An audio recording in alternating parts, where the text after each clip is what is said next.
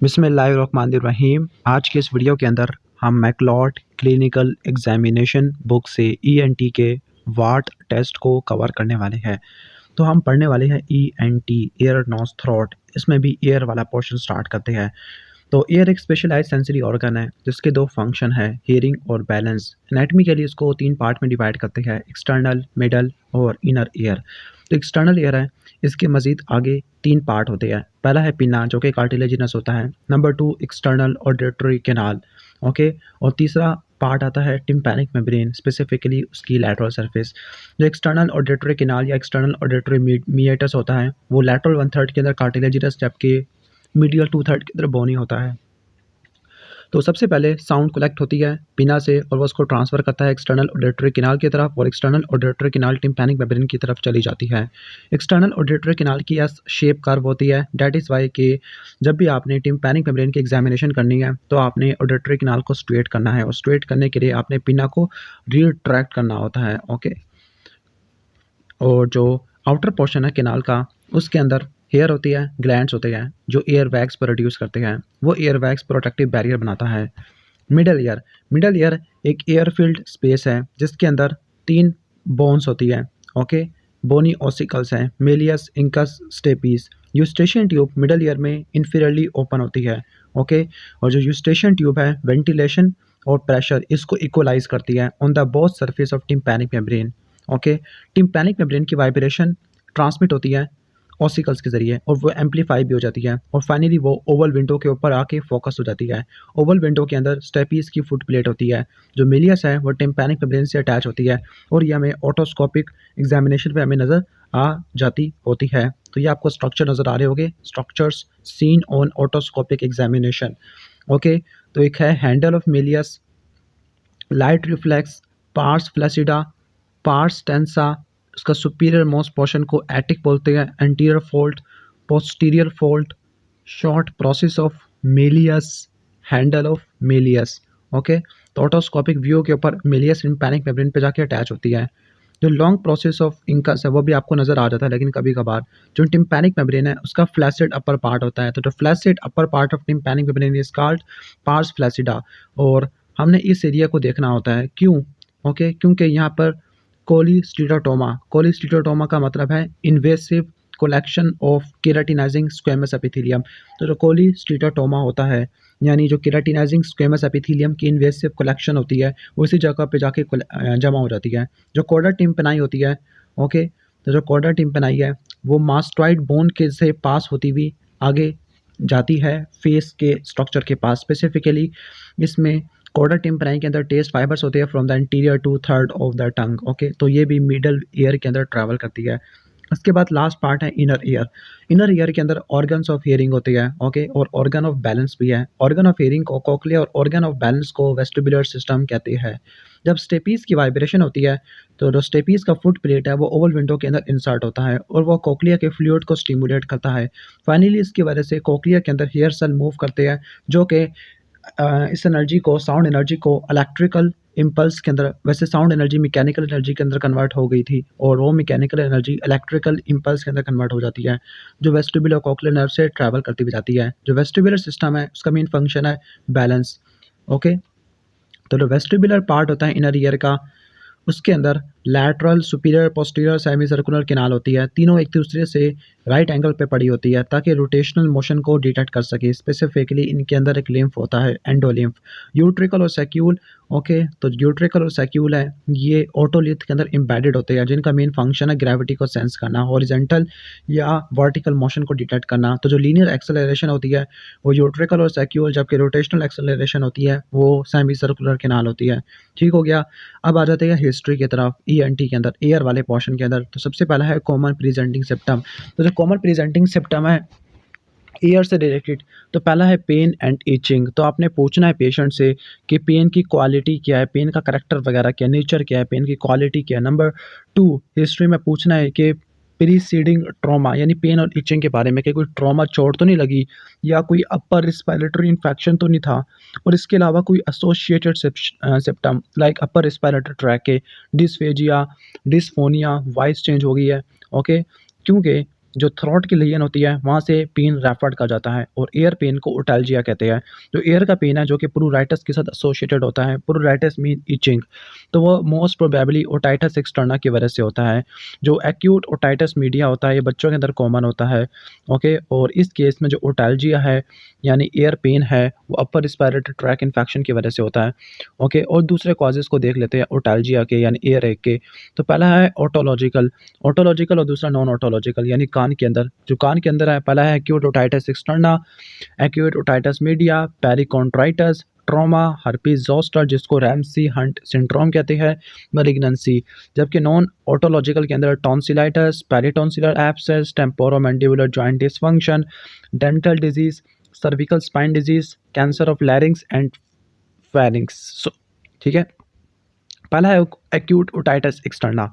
तो जो acute otitis externa होता है इस केस में जो पेन है वो आउटर ईयर को टच करने पे बहुत ज़्यादा वॉर्स हो जाता है। तो एक्यूट ओटाइटिस एक्सटर्ना की सबसे पहली निशानी होती है कि जो पेन है वो आउटर ईयर को टच करने पे बहुत ज़्यादा वॉर्स हो जाएगा, ओके। ठीक हो गया। और इसके अलावा स्पेसिफिकली आउटर ईयर में ट्राइगस की बात करते हैं और ईयर किनार की स्वेलिंग भी हमें देखने को मिलती है। ओटाइटिस मीडिया के अंदर सीवियर पेन होता है, ओके। ठीक हो गया। और इसके अलावा जो टिम्पैनिक मेम्ब्रेन है रेड होती है, बल्जिंग होती है, पुरुलेंट डिस्चार्ज भी होता है अगर टिम्पैनिक मेम्ब्रेन परफोरेट हो जाती है। पेरिकॉन्ट्राइटिस के अंदर एरिथोमेटस यानी रेड अपीयरेंस होती है और पीना काफ़ी ज़्यादा स्वेल कर जाता है, स्वेलिंग हो जाती है। ट्रॉमा के केस में पीना हेमाटोमा बन जाता है, पीना की लैसिरेशन भी हो सकती है, हीमोटिम्पैनम भी हो सकता है, that means blood behind the tympanic membrane, या सीएसएफ लीक भी हो सकता है, फेशियल नर्व पाल्सी भी हो सकती है। हर्पीज ज़ोस्टर या रैम्सी हंट सिंड्रोम के अंदर ईयर किनार के अंदर वेसिकल्स बनती है, फेशियल नर्व की पाल्सी भी हो सकती है, वर्टिगो भी कॉमन होता है हर्पीज ज़ोस्टर के अंदर। मैलिग्नेंसी के अंदर मैच होगा, ओके। नॉन ऑटोलॉजिकल के अंदर टॉन्सिलाइटिस है, टॉन्सिलाइटिस के साइन और सिम्पटम के अंदर सोर थ्रोट, टॉन्सिल इन्फ्लेमेशन ये आ जाती है। पेरिटॉन्सिलर एब्सेस के अंदर ट्रिस्मस जिसको लॉकजा कहते हैं, सॉफ्ट पैलेट की स्वेलिंग होती है जिसकी वजह से पेरिटॉन्सिलर एब्सेस बन जाती होती है। इसके बाद टेम्पोरोमैंडिबुलर जॉइंट डिसफंक्शन है, तो इस केस में टेंडरनेस होती है और जैसे ही जा को ओपन करते हैं तो क्लिक साउंड प्रोड्यूस होती है। डेंटल डिजीज़ में लाइक टूथ एक है डेंटल एब्सेस की वजह से, सर्विकल स्पाइन डिजीज़ के अंदर टेंडरनेस वगैरह फील होगी। कैंसर ऑफ लैरिंग्स और फेरिंग्स में आपको सोर थ्रोट देखने को मिलेगा, हॉर्सनेस देखने को मिलेगी। अगर लैरिंग्स का है तो फिर आपको हॉर्सनेस देखने को मिलेगी, अगर फेरिंग्स का तो sore throat, dysphagia, weight loss, और इन दोनों के कैंसर के केस में नेक में लंप फील होता है। तो कॉमन प्रेजेंटिंग कंप्लेंट के अंदर सबसे पहला पेन और इचिंग हो गया, तो इसके दो कॉज होते हैं, ऑटोलॉजिकल और नॉन ऑटोलॉजिकल। ऑटोलॉजिकल के अंदर acute otitis externa, acute otitis media, perichondritis, trauma, herpes zoster और मैलिग्नेंसी आ जाता है। इसके बाद है ईयर डिस्चार्ज। तो पहला आपने पूछ लिया कि पेन के बारे में, पेन की हिस्ट्री ले लिया है। तो इसके बाद हमने पूछना है कि कोई कान से कोई चीज़ बह तो नहीं रही, ईयर डिस्चार्ज तो नहीं हो रहा। तो जो प्रूलेंट म्यूकॉइड या ब्लड स्टेन्ड के कोई खून वगैरह तो नहीं आ रहा, या पानी वगैरह या कोई पस वगैरह तो नहीं निकल रही, और उस डिस्चार्ज से रिलेटेड कोई पेन तो नहीं हो रहा कि जब डिस्चार्ज होती है तो पेन भी होता है। जो प्रूलेंट डिस्चार्ज होती है वो ओटाइटिस एक्सटर्ना या ओटाइटिस मीडिया की वजह से होती है। Otitis media with perforation, tympanic membrane perforate करेगी तभी डिस्चार्ज निकलेगा, ओके। और जो क्रोनिक ऑफेंसिव डिस्चार्ज है वो कोलिस्टीटोटोमा को इंडिकेट करता होता है, ओके। ठीक हो गया। तो प्रूलेंट डिस्चार्ज भी हो गया है। और जो ब्लड स्टेन डिस्चार्ज है वो इंडिकेट करता है कि जो ग्रैनुलेशन टिश्यू है वो इन्फेक्ट हो चुका है या कोई ट्रॉमा की वजह से हो सकता है, और सीएसएफ लीक भी हो सकता है। इसके बाद है हेयरिंग लॉस। तो हेयरिंग लॉस के केस में आपने पूछना है कि अचानक हुआ था या ग्रेजुअल हुआ था। इस केस में आप पेशेंट के टेंडेंसी वगैरह से पूछ सकते हैं। जो प्रेसिपिटेटिंग फैक्टर है लाइक ट्रॉमा, चोट लगी थी, अपर रेस्पिरेटरी ट्रैक इन्फेक्शन है, या नॉइस एक्सपोजर की वजह से हुआ था, एंटीबायोटिक की वजह से हुआ था। और हेयरिंग लॉस की वजह से पेशेंट के फंक्शन पे क्या इम्पैक्ट पड़ा। जो हेयरिंग लॉस है वो कंडक्टिव भी हो सकता है, सेंसोरी न्यूरल भी हो सकता है, ओके। कंडक्टिव हेयरिंग लॉस या sensory neural hearing loss. Conductive वाला मिडल ईयर के मैल फंक्शन की वजह से, जबकि इनर ईयर के मैल फंक्शन की वजह से सेंसोरी न्यूरल हेयरिंग लॉस हो जाता है, ओके। तो दो टाइप के हेयरिंग लॉस होते हैं, कंडक्टिव और होते हैं सेंसोरी न्यूरल। तो जो कंडक्टिव होते हैं यहाँ पर मैकेनिकल ट्रांसफर ऑफ साउंड ये खराब हो जाती है, लाइक आउटर एयर में, एक्सटर्नल एयर में, एयर ड्रम में या ऑसिकल्स में। जबकि कोक्लिया या सेंट्रल डैमेज ये सेंसोरी न्यूरल हेयरिंग लॉस का बाइस बनता है। कंडक्टिव के अंदर वैक्स आ सकती है, ओटाइटिस एक्सटर्ना है, मिडल ईयर इफ्यूजन है, trauma to the tympanic membrane और ऑसिकल्स है, ऑटोसेक्लोसिस है, क्रॉनिक मिडल ईयर इन्फेक्शन है, या मिडल ईयर का ट्यूमर है। सेंसोरी न्यूरल के अंदर जेनेटिक आ सकता है, फॉर एग्जांपल एलपोर्ट सिंड्रोम है, प्रीनेटल इन्फेक्शन में रूबेला है, बर्थ इंजरी है, इन्फेक्शन में मेनिंजाइटिस, मीजल्स, मम्स है, ट्रॉमा, मिनाइल डिजीज, पेरेस्बाइकोसिस है, एक्कोपेशन और नॉइस इंड्यूस्ड है, कॉस्टिक न्यूरोमा है या इडियोपैथिक हो सकता है। पेन, डिस्चार्ज, हेयरिंग लॉस और इसके बाद आता है टिनाइटस। तो टिनाइटस का मतलब है कि एक्सटर्नल स्टिमुलस के ना होने के बावजूद भी आपको नॉइज़ की अवेयरनेस होती है। तो आपने पूछना है कि ये टिनाइटस है, तो इसकी क्वालिटी क्या है? हाई पिच है, रिंगिंग है, पल्सेटाइल है, इंटरमिटेंट है, कभी-कभार स्टार्ट होता है या फिर 24 घंटे ही लगा रहता है, यूनिलैटरल है, बाइलैटरल है और इसके साथ कोई हेयरिंग लॉस या कोई पेन वगैरह तो नहीं होता। जो टिनाइटस है, यूजुअली हेयरिंग लॉस से एसोसिएटेड होता है। acoustic neuroma, acoustic neuroma is tumor of vestibulocochlear nerve and the facial nerve। Okay, तो इसको आपने यूनिलैटरल टिनाइटस में देखना होता है या tinnitus with asymmetrical sensory neural hearing loss. इसके बाद नेक्स्ट सिम्पटम है vertigo. Vertigo mean sensation of movement relative to the one surrounding, यानी जिसको आम ज़माने में चक्कर वगैरह कह सकते हैं कि चक्कर आ रहे हैं, हालांकि बंदा बिल्कुल साकित खड़ा हुआ है लेकिन उसको ऐसा लगता है कि वो मूव कर रहा है as compare to its surrounding. तो जो रोटेशनल मूवमेंट है वो सबसे ज़्यादा होती है, यानी वो बंदा को चक्कर आ रहे होते हैं, नौजिया होता है, वॉमिटिंग होती है, पोस्टुरल और गेट इंस्टेबिलिटी होती है। जो वर्टिगो है पेरिफेरली भी ओरिजिनेट कर सकता है, सेंट्रली भी ओरिजिनेट कर सकता है। सेंट्रल के अंदर ब्रेन स्टेम और सेरिबेलम आ जाती है, यानी पेशेंट ये कहती है कि उनको कोई इल्यूजन ऑफ मूवमेंट है, लाइक वो उनको ऐसा लग रहा है कि वो हरकत कर रही है, चक्कर आ रहे हैं, उनको डिजीनेस फील हो रही है। ओके, तो आपने पूछना है कि इनकी ड्यूरेशन क्या है, फ्रीक्वेंसी क्या है, कोई एग्रेवेटिंग या प्रोवोकिंग फैक्टर क्या है। ओके, ठीक हो गया।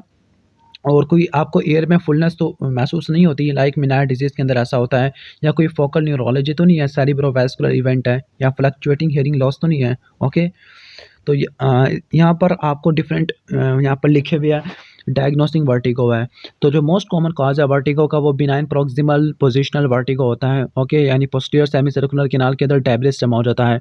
वेस्टिबुलर न्यूराइटिस, जिसको वेस्टिबुलर न्यूरोनाइटिस भी कहते हैं, या मिनार डिजीज़ की वजह से भी हो सकता है, जिसमें एक्सेस एंडोलिम्फेटिक फ्लूइड का प्रेशर होता है। दूसरे कॉजेज़ के अंदर माइग्रेन, सेरिब्रल इस्कीमिया, ड्रग्स और हेड ट्रॉमा आ जाते हैं। आगे डिस्क्रिमिनेटिंग फीचर लिखे हुए हैं जिसको अभी यहाँ पे कवर नहीं कर रहे।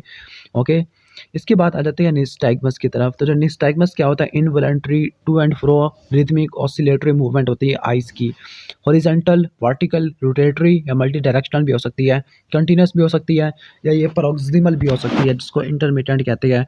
ओके, या किसी मैनूवर को इवोक करने की वजह से भी हो सकती है, फॉर एग्जांपल हेड पोजीशन की वजह से। तो जो मोस्ट कॉमन फॉर्म है जिसको जर्क निस्टैग्मस कहते हैं, तो यहाँ पे स्लो ड्रिफ्ट होती है एक डायरेक्शन के अंदर और फिर उसको ठीक करने के लिए सकार्डिक जर्क होती है।